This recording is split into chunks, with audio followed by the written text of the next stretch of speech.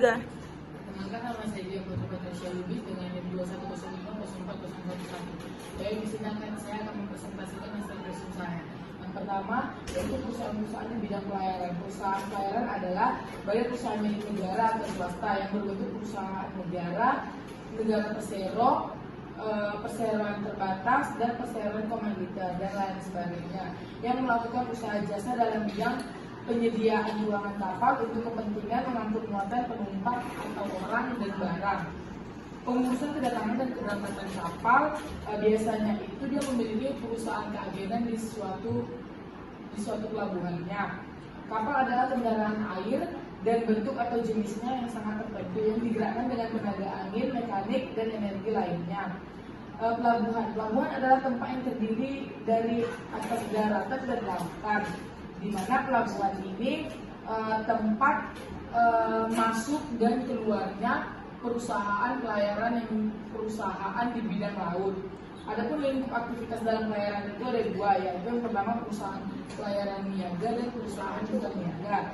Perusahaan pelayaran niaga itu merupakan sebuah usaha jasa yang melayani penyediaan ruangan dalam angkutan lautnya atau guna kepentingan pengangkutan barang, dagangan atau penumpang. Sedangkan perusahaan pelayaran bukan niaga itu biasanya berupa pelayaran dinas pos, pelayaran penjagaan pantai, dinas tambang, dan hidrografi. Selanjutnya, yang kedua itu penanganan bahaya laut. Yang pertama ada penumbukan pecahnya kapal, pendamparan kapal, dan ditemukannya barang-barang di luar. Kecelakaan kapal adalah kejadian yang dialami oleh kapal yang dapat mengancam keselamatan kapal atau jiwa manusia. Seperti biasanya kapal terbakar, tubukan, dan kandas. Itu merupakan jenis dari kecelakaan kapal. Kalau kapal yang pecah di laut itu dia dapat menimbulkan bahaya lingkungan, di mana seperti kapal minyak yang terjadi kecelakaan pasti dia akan menumpahkan minyaknya di laut.